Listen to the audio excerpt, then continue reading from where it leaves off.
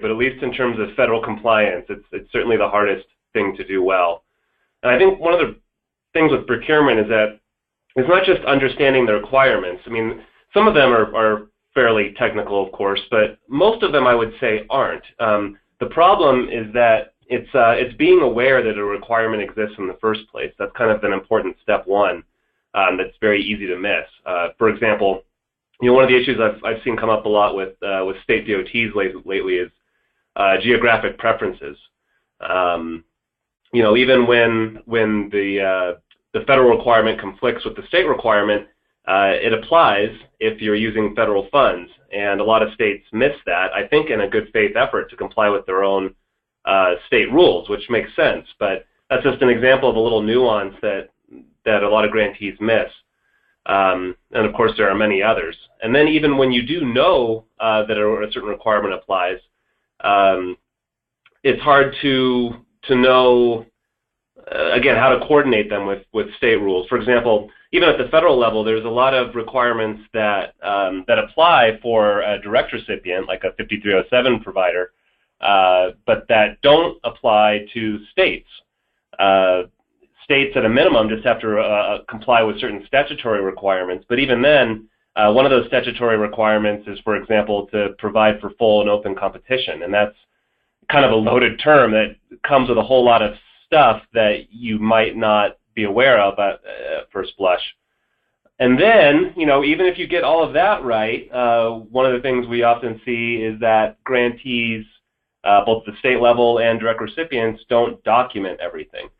So, a common example there is probably the most common example, and one of our most frequent findings is to do an independent cost estimate. And that is basically just before you start a procurement, you have to have some kind of idea in your own head on what the thing you're buying ought to cost. And there's lots of different ways to get that, some of them very informal and some of them very simple. And in fact, I think this is something that almost every grantee does, even if they don't realize it when they're doing it. If for no other reason than you go through a budgeting process and you kind of have to, if nothing else, guess. And you might be surprised how often FTA will take an accept an educated guess as a perfectly fine independent cost estimate. But the problem is that grantees just don't write it down and put it in a grant file. And I think a lot of the findings that we see are just a matter of documentation. So there's kind of like there's a kind of a step one, step two, step three to this that goes beyond just again, a technical understanding of procurement. So just as an example, some of the things that we see most often when we go on reviews is, again, I mentioned lack of full and open competition, which can mean a lot of different things. That's just a broad category. Another one is lacking federal contract clauses. And this is another one of those tricks that kind of goes with the step two, let's call it, that I mentioned earlier. It's anybody, I think, can read a guidance document and see all of these things that apply, but some of them only apply in certain circumstances. If you're purchasing something that costs over a certain amount or is a certain type of good or service. So it's really easy to miss one of the, about 24 federal contract clauses that potentially apply. We see grantees fail to make a responsibility determination. And I would kind of put this in the same category as the independent cost estimate I mentioned, in that I think a lot of grantees just do this intuitively. Just like, if you're at home and you're going to go out and hire someone to build you a new deck, you're going to probably do at least some basic thing to make sure that contractor knows what he or she is doing. We expect the same thing from our grantees, but we often don't see that done, or at least, again, not see it documented. Kind of part and parcel with that is debarment and suspension. This is to make sure that you're not doing business with someone who has already defrauded the government or some recipient of government assistance. There's a website to check for that called the SAM for short. We often don't see that in the file. Piggybacking is kind of been a popular procurement method recently, and we see grantees make a lot of mistakes in piggybacking, usually related to the grantee making an assumption that the grantee off of whom they're piggybacking did everything right, where often that grantee did not, and then their problems become your problems. Buy America is a big one. And then Brooks Act is a big one. Brooks Act is some special requirements you have to follow just for procurements that involve architecture and engineering. And these are, these last two, Brooks Act and Buy America, are particularly big ones. It's always dangerous for me to put myself in a position where I'm telling you which federal requirements are most important, because the official answer is, of course, they're all important. But these ones that are based in statute are kind of at a higher level of importance. So those are particularly big ones. You know, there's a long list of these findings, and I'm going to get to, at a point, you know, I'm going to start driving around my screen here, and I'll kind of show you where to find some of these things. But I think that's what I'd like to focus on, because we have so little time here. You know, we can't really dig into any one particular issue so much, but I want to show you where you can self-educate, basically. So hopefully you can see my screen, and where we're starting here is at the FTA main page. And what I want to go to first is where to find our guidance documents. So if you scroll down, and our website went through kind of a reorganization recently, and it's always, we always try to get it a little bit better, and I don't know if we can always please all parties, but this is kind of the latest incarnation. And we have kind of these general headings down there. So I went to guidance. And then over here under related links, you see circulars. So I'm going to click on that. And these are all of our circulars, and you know, we have circulars for all of our individual programs and things like joint development and lots of other specific topics. But I'm going to go down to third-party contracting guidance, and this is the circular 4220. And then here is a link to the document itself and a little description and kind of a brief description of past iterations of this and where we're at now. And this is the go-to source for all of the rules you have to follow for procurement. It's not necessarily the best source. I'm going to get to that in a minute, but this is kind of where we try to put all of the things that you must do. Another source, I'm going to go back a step here, back another step, back to the reports and guidance. Just below circulars is the super circular, and I don't know if this is a term you've heard yet. And this is a link that goes straight to the CFR, the Code of Federal Regulations. And if the Circular 4220 that I just mentioned is the official source of guidance, this would be even more official. You know, federal regulations have the force of law. It's kind of at another level of seriousness from the circular. And a lot of the things that are in the circular come from here, plus some other things, because the circular gets into a little bit more specific. The problem with these is that unless you speak regulation, they're not very usable. This is the source to go to when there's ever a dispute about what does or doesn't apply, but it's kind of hard to make it apply to you in a way that's easily understandable. I mean, that's just kind of a unfortunate fact of regulation speak, I guess. The good news is that there are some other resources here. So I'm going to go back. I'm going to go back again.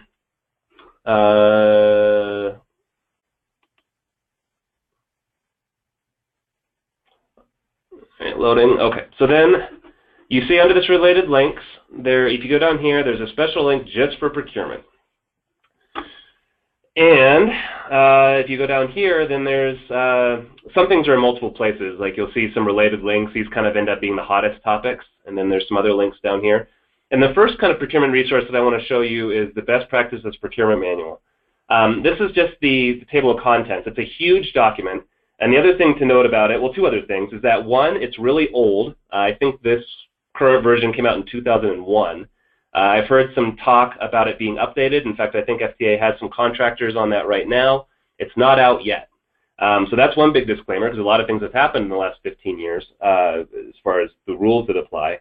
The nice thing about the Best Practices Procurement Manual is that it kind of goes through each of these topics and kind of more along the ways that you would actually think about them in the course of implementing a procurement, whereas the circular both provides a lot less kind of, there's a lot of examples in the Best Practices Procurement Manual that the circular doesn't have, and the circular doesn't really lay things out in an order that makes sense.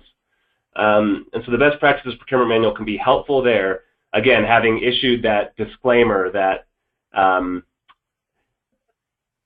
It's old. So it's useful as a set of examples. It's less useful as a means to figure out exactly where, for example, the current threshold is for small purchases. Used to be $100,000, is $150,000 now for newer grants. And so you wouldn't find that in the best practices procurement manual. Still helpful in other ways, though. Another resource is if you go to online tools and resources. I really like this, and I don't think many grantees use it. It's called the Procurement System Self-Assessment Guide. And what it does is it goes through a series of questions in different categories. And these are some of the other most common findings. A lot of these I just mentioned in that list, and there's some other ones here too. For example, the sole source justification. So what it does is it takes some of the common areas that grantees have messed up, and then it prompts you to ask yourself a set of questions. It's kind of like a stress test for your procurement system. And if you can go through here and answer all these questions yes, then you've got no problems.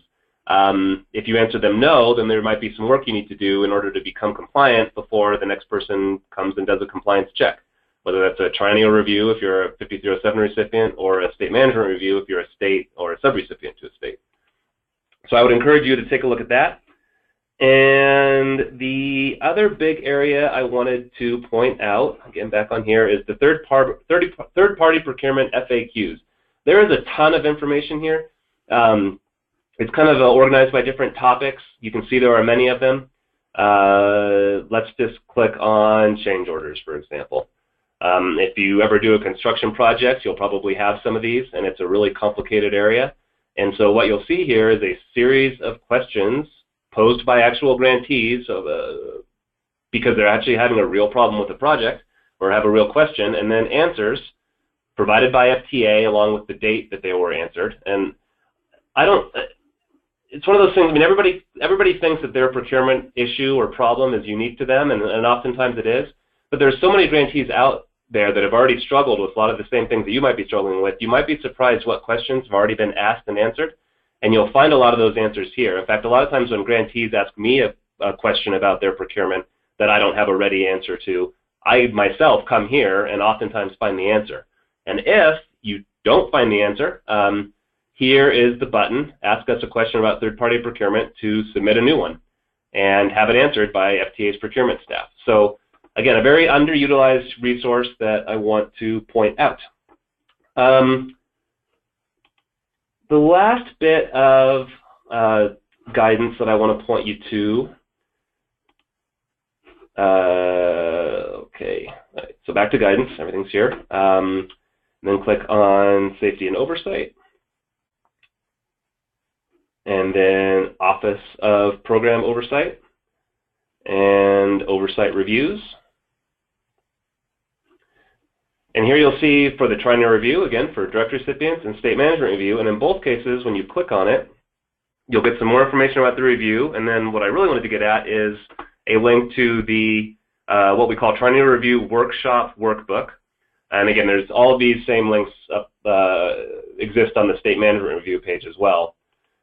And while these workbooks cover all manners of FTA requirements that we check on during compliance, again, the biggest area that the source of most number of findings and the most headache is in procurement, and that is Section 6 in this workbook. I think it's Section 5 in the State Management Review Workbook, but again, it's in there in both cases.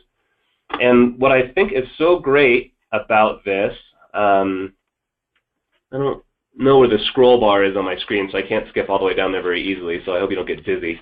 But once you get into the meat of the workbook, there's two things that are great about it. First, the first page of the workbook is a summary of changes. One of the biggest complaints I hear when I go out on reviews and just in general is that things do change either because a new law came out, like the new transportation authorizing legislation just did, or we update a circular, or again the super circular comes out and there's some changes and grantees don't know about them.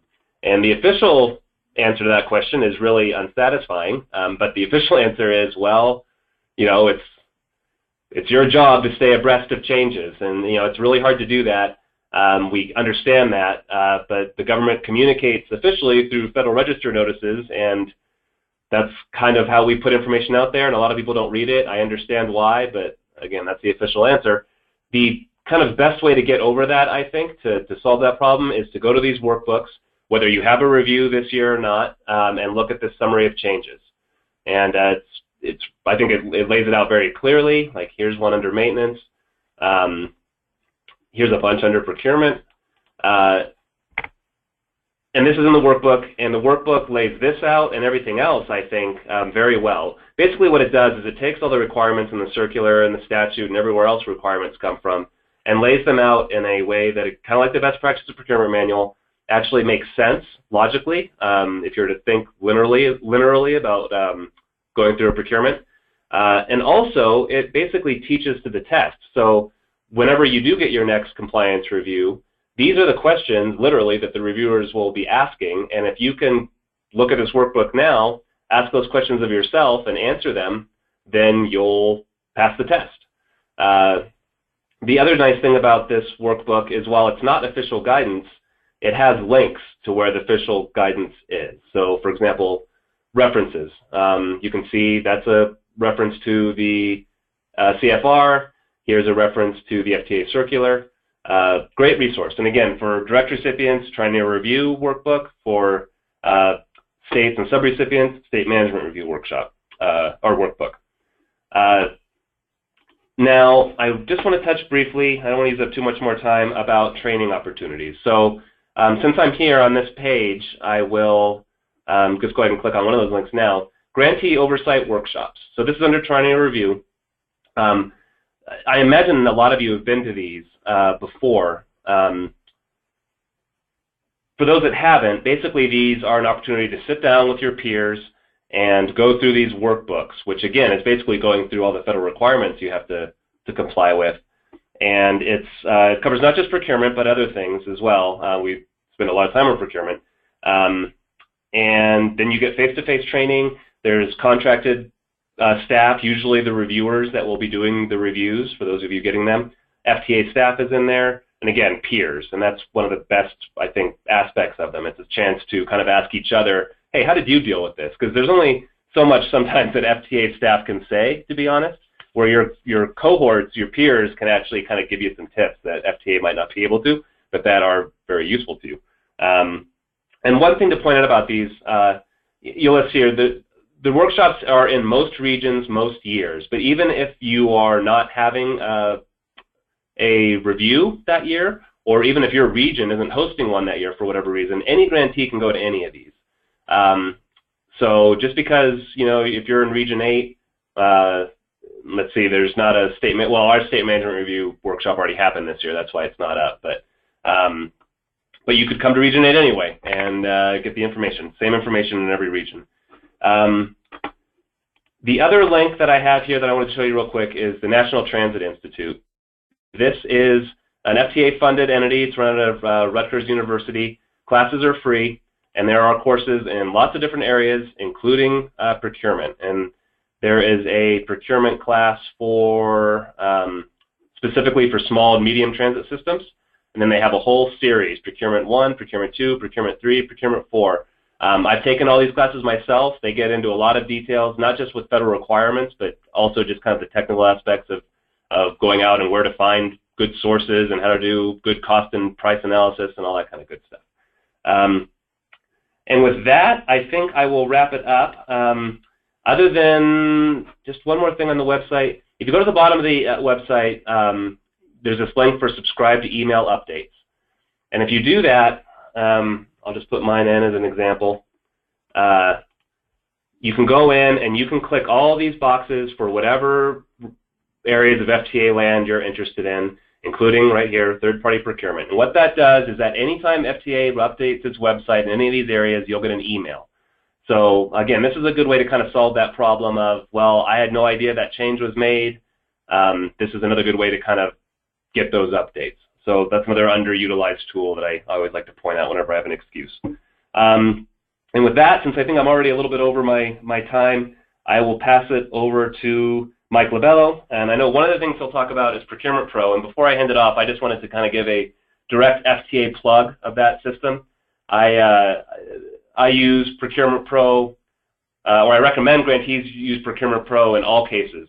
It's, RTAP hosts it, but it's not just for rural entities. It helps direct 5307 recipients as well.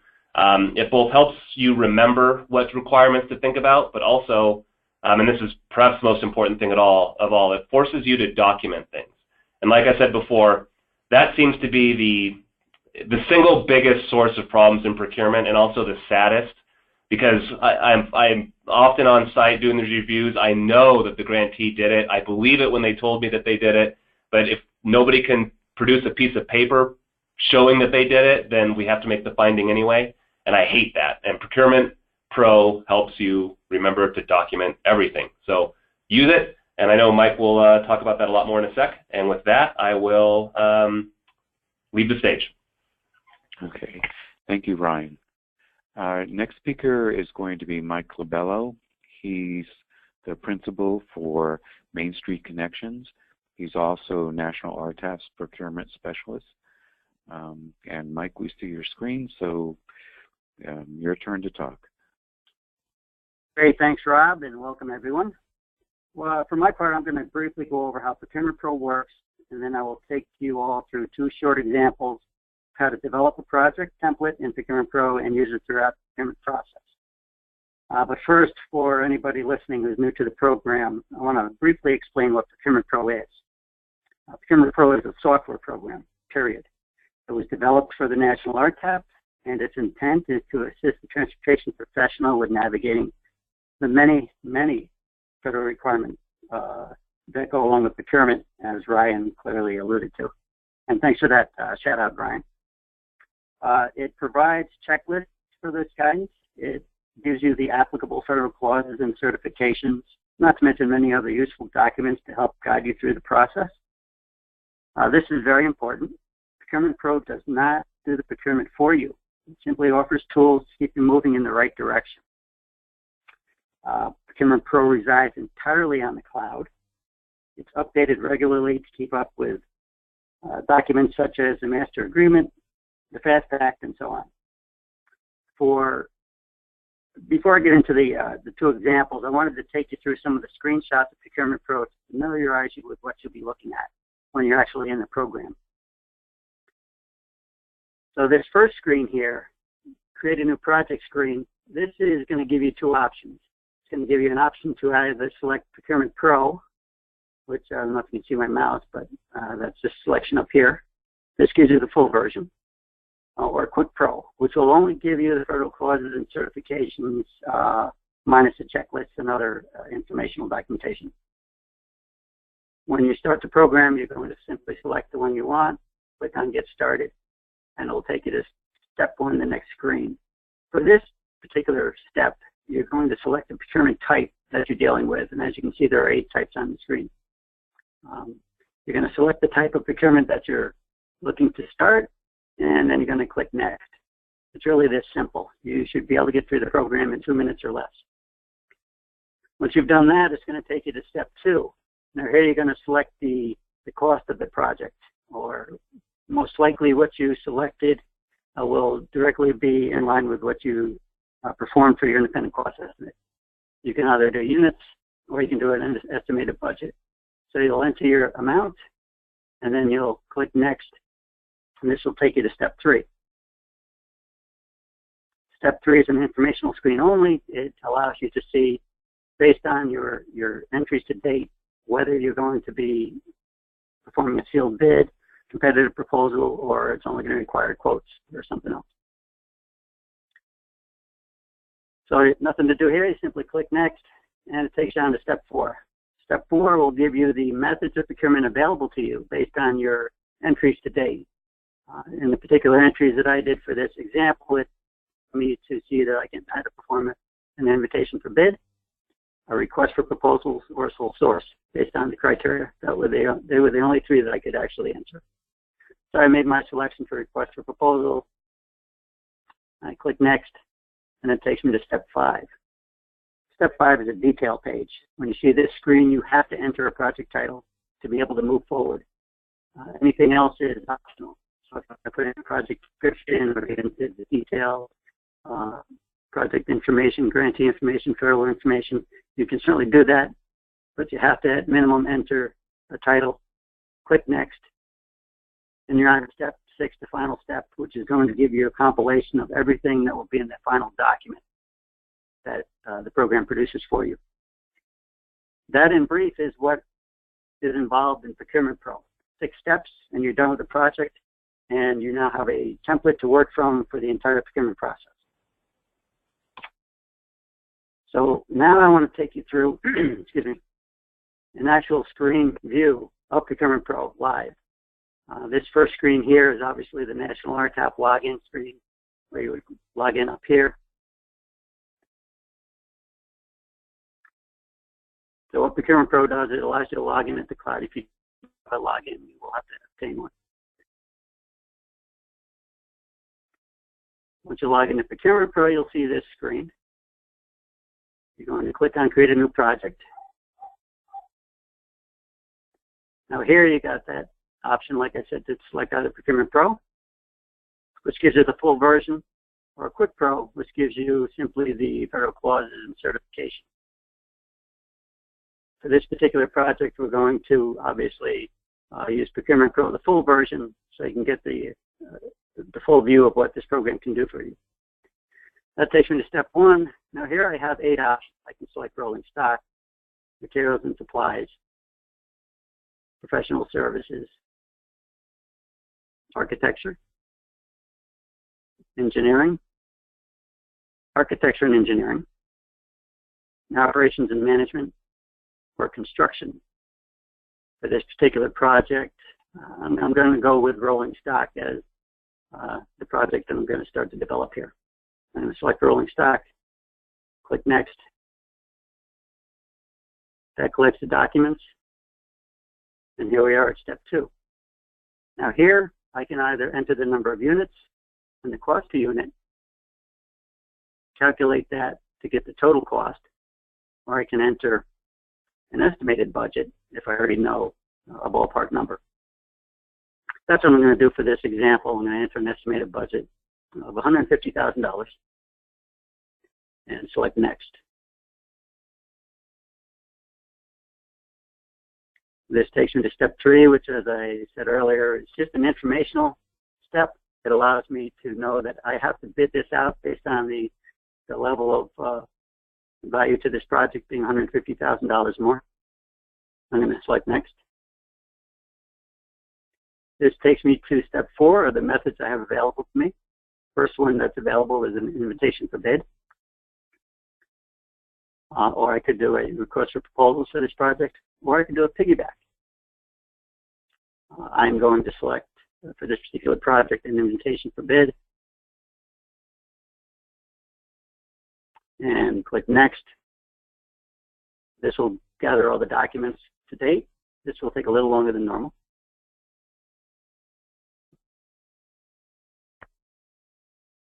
And that takes me to step 5.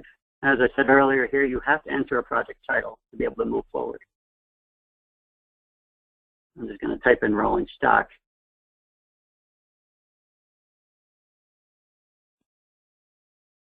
Now I could do more here. I could enter project detail, grantee information, FTA information, state agencies. There's a lot I could do. At this point, I'm just going to move forward. Here's a good one, milestones.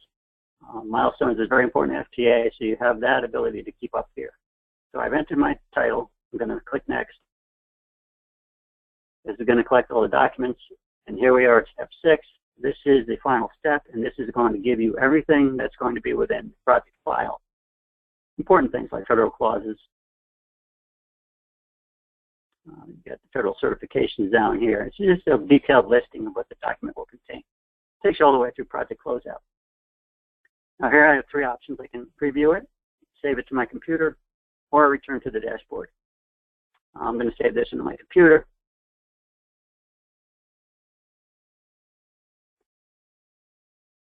And I've just completed the project. Now what that project actually produces is a document like this, which is 61 pages long, which will contain many, many things And some of those important things, which Ryan referenced earlier, would be checklists. There's a master checklist which allows me to follow my process all throughout the entire procurement. Other objects it produces is a price analysis. If you happen to have to do a price analysis in your procurement, it gives you that document to work from. Gives you a cost analysis, independent cost estimate, which Ryan spoke of at length, and the importance of it. It does give you that template to work from. Now, if I was to look at this document, 61 pages long, you're going to see many different things in it. But more importantly, when you get down to tab 4, you're looking at all the federal clauses that are contained within this, and you're going to see probably about 12 pages of clauses, maybe even more, and possibly another 4 or 5 or 6 pages of certifications that are applicable to the project as well. Now I want to do one more sample. This one is a little bit smaller value, $75,000 we're going to do on this one, just to take you through a process of a smaller procurement that would be considered by FTA standards a small purchase. Okay, so once again, here I am at the screen.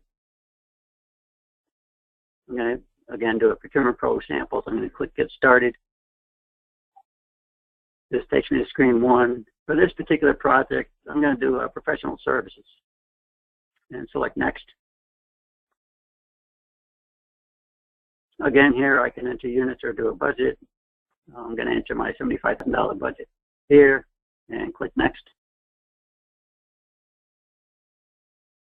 This tells me that the small purchase by FTA standards, it could certainly be a higher value or a lower value at state standards that would require this to be an actual bid. But this is all based on FTA standards. It gives me 2 methods of procurement available to me, a sole source or a non-competitive quotation. I'm going to select non-competitive quotation for this project.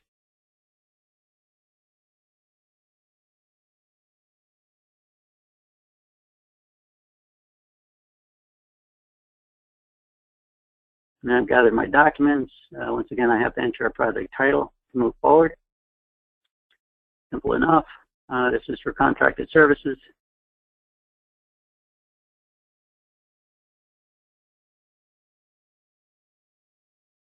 That's all I'm going to enter for this step. I'm going to click Next now. Gather my project documents. Takes me to step 6, and once again, I have a detailed listing of everything that will be in my project file. I'm going to save this to my computer. And that produces a document such as this. This particular document is 47 pages long, a little bit shorter because it's a small purchase, and some documentation just isn't necessary according to federal standards. Now, that's really all I had for this, Rob.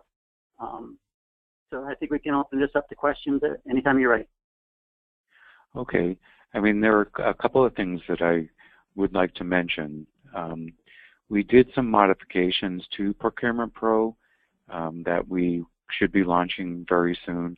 One of them was that, for example, on the certifications for rolling stock, the pre and post delivery, when we first launched Procurement Pro many years ago, it seems, people would have to print out those certifications and then either write in the information or find a typewriter. I don't know if everybody remembers what a typewriter is, but we are changing that so that they will be able to actually fill out the form, at least online for the time being, and eventually be able to do it via the document that they save to their computer.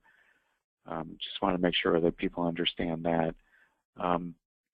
The other thing is that while we really are here to answer questions about Procurement Pro, occasionally we do get some folks who ask us questions dealing with procurement, and not to offer 24/7 type of service on those types of questions. But if you are stuck, usually we'll help you out. We'll put you in the right direction. So at this point, I'd like to open it up to questions. What I'm doing is just going to switch our screen over, and then advance it so that you have the information for both Ryan and Mike. We did have one question initially having to do with whether there was a PDF version of the Procurement Self-Assessment Guide. Ryan, is that available, or is it really just what you find on the website? I think it's just what you find on the website, and I don't. There may be like a more printable version, but not a PDF. I'm poking around in there now to see if I can find something. The other thing that sometimes works for me, I mentioned before that sometimes the website doesn't work as well as we hope it would and want it to, but if you just Google some of these FTA documents, either on the FTA website itself or some other forum, you'll see the documents appear in a more usable format. Now, the problem with that is that if you're not getting it directly off the FTA website, you run the risk that it might not actually be the officially blessed FTA document. But sometimes that works for me in a pinch. Let's see. Yeah, I don't see a PDF copy of that exactly. Okay. Well, it is what it is. Yeah. Just to remind people, if you do have any questions, go to the control panel. You'll notice that there is a section there called questions. Just type in your question, and we can provide the question to either Ryan or Mike. One other thing about Procurement Pro, there are related links as part of the program, and what we've done is we've uploaded Excel files that would help you with the independent cost analysis, and a few other Excel files that would be really helpful, so that a little bit easier to do your math and all, as well as in evaluating any bids that you get in. There are some helpful links to Excel files that you'd be able to use. Excuse me. Anybody have any questions? I thought we'd be overloaded with questions. We have some specialists here that, if you have some more complicated questions about procurement, you could ask them now and we can answer them. Hey, Rob, this is Neil. We Yeah. got a couple of questions that where they're asking, is there a cost to use the program? No, the cost is free. There is no cost. Well, it's free. It's been paid for. Yes, right. That's right. It is a program that was developed using funds from FTA. But certainly to use it, it's free. And as Ryan had mentioned earlier, it doesn't really matter the size of your agency. We certainly have had both very small systems using it, tribal systems, as well as metropolitan systems that find it an easy way to determine what clauses and certifications are necessary depending upon their procurement type and the cost threshold. One other thing that should be mentioned, Procurement Pro is just the federal clauses and certifications. We do have a couple of states that put in a state portal, that being New York and Idaho. If you are in that state and you sign up for the National RTAP cloud, and you have that you're from either one of those states, when you go into Procurement Pro, it'll show you the appropriate portals for your state. That's a good point. Go ahead, Mike. No, that's a good point, because Procurement Pro is adaptable. It can handle federal clauses, federal certifications, federal regulations, and it can also handle local regulations. So it has the ability to expand to meet the requirements of federal, state, and local procurement, but still complying with all. That's very important to understand about the program, that it's scalable. I do have a little visual for that if you want me to play that quick, Rob. I'm sure. Let me go move over to Mike. Okay, Mike. What I'm also doing, we do have a question about, and I'm just going to send this to our presenters while Mike's doing this. Can you see it, Rob? Yep. Okay. The portal design of Procurement Pro is set up to manage not just federal portals, but also state information and local information. So as you're looking at the portal design of Procurement Pro, it can handle funding sources at the federal, state, and local level. And when you develop a procurement project, you're looking to actually release whatever funding is involved in it. So if you have federal funding involved in a project, you click on that, and that releases the particular federal regulations that apply to your project. Let's say your project also has state funding. Well, you could actually build a portal that contains all of the state information. And if that state funding is initiated, it will also release that information into your project. And again, locally, municipalities often have their own much tighter restrictions. Generally, general municipal law tends to require you to go out to bid much sooner than a $150,000 federal project requires. And if that's the case and you build a portal for that, you can release those regulations into that. Quite simply, that gives you the information from federal, state, and local regulations, and your procurement file actually becomes much bigger. It's probably more like 80 pages at this point, but the very large majority of that will be federal, state, and local clauses and certifications that would have to be within your actual solicitation itself. So that kind of gives you an overview that Procurement Pro is scalable above and beyond the federal version alone. That's all I had, Rob. Okay, thanks, Mike. We did have a question. I just sent it to you and Ryan.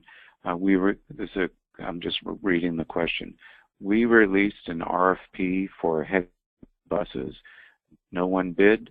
We are re-releasing. What if we only get one bid? I'll take that one, I guess. Okay. I guess one of the common misconceptions is in these types of situations is that such a scenario is the same thing as a sole source. It's not exactly, but there are things that you need to do when you get a single bid. First of all, you still need to make sure that the price that you were offered by the one bidder was fair and reasonable and that you're not overpaying. And that's more difficult to do when you have a single bid. But that's also one of the reasons why having a documented independent cost estimate is so important, because that's one of the only ways left you have to make sure that you're still getting a good price. The other thing you have to do is you have to investigate why it is that you only got one bid. You have to make sure, right, for example, one of the reasons this might happen is that maybe you wrote your specs in a way that were too rigid, and maybe even more rigid than you realized you were doing at the time. Maybe you put something in there that you didn't realize would have such a limiting effect.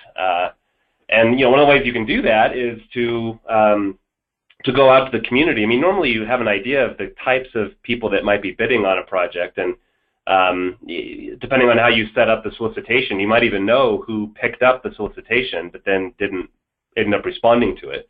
And what you ought to do in those types of situations is reach out to the people who didn't bid and just ask them why. And again, depending on what the answer is, it doesn't mean that you won't in the end be able to take the single bid, but you need to, again, both do the research and document why, to the best way you can understand it, why you only got that one bid. And if the answer is, well, hey, we're really busy right now, we're just not interested, we don't want the work, and the one person who did submit, again, was a responsible bidder who responded to your bid with a good price, then you can take it. You just have to do some more paperwork. Okay, thanks, Ryan. I just sent you another question. Can this program be used to secure vehicle insurance? No. Okay, thanks, Mike. I got another one coming up, and I'm sending it over to you. Is there somewhere I can find step-by-step instructions for using sam.gov to check for disbarment and suspension? Not on FTA's webpage. I mean, SAM is it's a system for award management. It's a government-wide system that does a lot of different things. So it's much bigger than just FTA. But if you go onto the SAM website, there is, it's been a while since I'm on there, so I can't remember exactly where it is. But there is a kind of there's a contact us or a help desk number. So if the question is really just kind of like how the website works, there are folks that operate the SAM site itself who can answer those questions. Okay, thanks, Ryan. Whenever anybody compliments, I always have to say, this is not a question, just a comment. Awesome tool. Appreciate the webinar. So thank you, both Mike and Ryan. Let's see. Should this be used for micro purchases as well? Absolutely. It's really not going to produce a whole lot, but it can still give you the handy checklist to move forward. And I'm sure Ryan would agree that any dollar spent should be spent prudently. So if you're performing a micro purchase and you're soliciting a couple of quotes from around the region, and of course trying to solicit some DBE input, it can certainly help you go through that process. Yeah, I mean, and kind of related to that point is that every procurement action, even a micro purchase, if there's federal funds involved at least, there has to be some type of procurement file. And in the case of a micro purchase, it could be very, very thin. I mean, maybe you just have a purchase order and something stapled to that purchase order. But for example, one of the things that we look at in a micro purchase, like say, kind of the easy question or example is you're buying printer paper or office supplies or something. Like if it's truly one of those things that isn't an opportunity to actually do a procurement and try to like buy stuff in bulk, basically. I mean, if you end up buying $10,000 worth of office supplies over the course of a year or some period, we might ask, well, have you thought about actually trying to make this a bulk purchase from one vendor or another and see if you can get a better price by buying your office supplies in bulk? So sometimes we'll ask follow-up questions along those lines, but if it's truly something that's just a very once in a while, small dollar thing, there aren't a lot of federal rules required to be followed, but there still are some, and you need to generate a file for it, which, again, at very small dollar amounts kind of seems like an absurd process to go through, but such is the world in which we live. Okay, does Procurement Pro flag errors or missed forms? It's not going to flag form. It's going to tell you what you need to complete a procurement file, to have that documented file the way that the FTA would like to see it if they selected that particular procurement for review. If you do not include an independent cost estimate, it's not going to tell you you did not do that. It's simply going to tell you that you should have that in your document, you should have that in your file, and it gives you that checklist to say, I've completed this. So no, it does not flag. It's not that type of program at this point. Just to piggyback off that, one of the things that immediately inspires confidence for us when we're on site doing a review is if a grantee pulls out a procurement file and the kind of the cover page on that procurement file or a piece of paper that's stapled to an accordion file or however you actually organize your physical documents. Or if it's an electronic file, the first document in the folder, if it's a checklist that is actually filled out and signed by someone, I mean, we still do bother to look, but in most cases just know intuitively that we almost don't even need to bother. Like not only having a checklist, but actually filling it out and signing it, meaning that someone, like an actual individual person, not just someone in the organization, but a specific person, actually filled out that checklist and signed his or her name to it.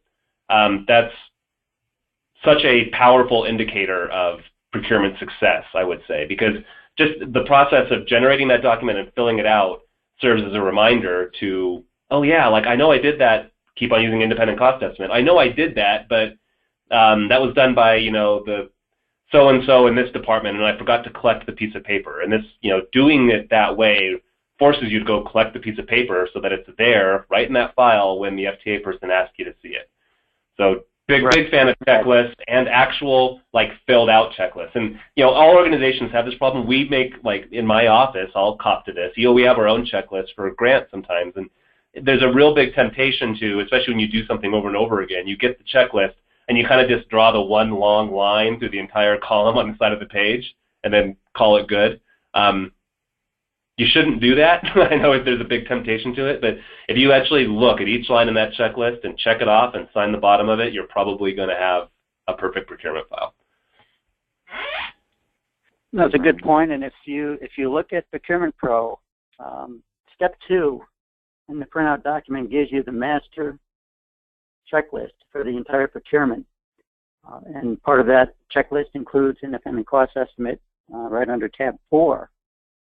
So what Ryan's talking about is actually contained within Procurement Pro under their tab 2 of the printout. And again, if it's all filled out, if everything's checked off and somebody signed it, then that file should be complete and contain everything that is on that checklist. And I think that's probably one of the more important documents within Procurement Pro. Totally agree, because one of the first things I mentioned was that all the requirements for FTA procurements generally are in the circular, and there's lots of checklists even in the circular. But the problem is, because it has to apply to everyone and everything, is that there's a lot of those things on the checklist that you might not actually have to do for your given procurement, and then it just kind of becomes noisy when you're looking at all these checklists, but only some of the stuff applies. And what Procurement Pro does is it takes all those same FTA checklists, but it kind of distills them down to what exactly you need to do. So with very few exceptions, that checklist that Procurement Pro gives you, there are no exceptions. Everything you must do, and it kind of helps you filter out the noise. So if you want to give me a screen map, they can see it quick. Sure, Mike, I'll give them.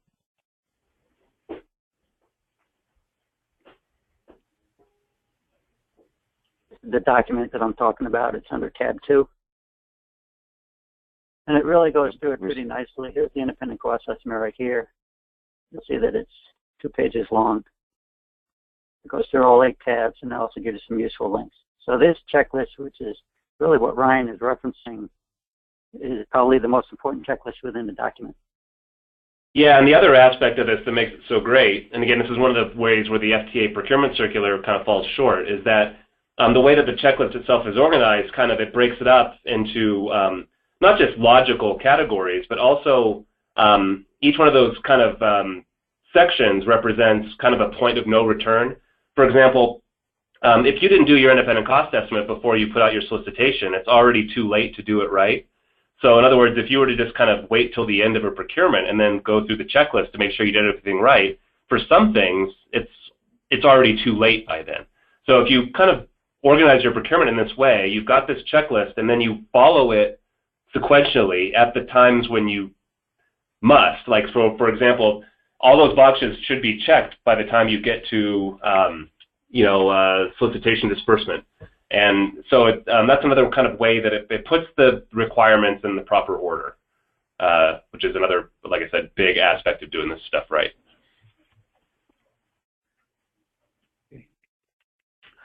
Well, I think that that's it for our questions.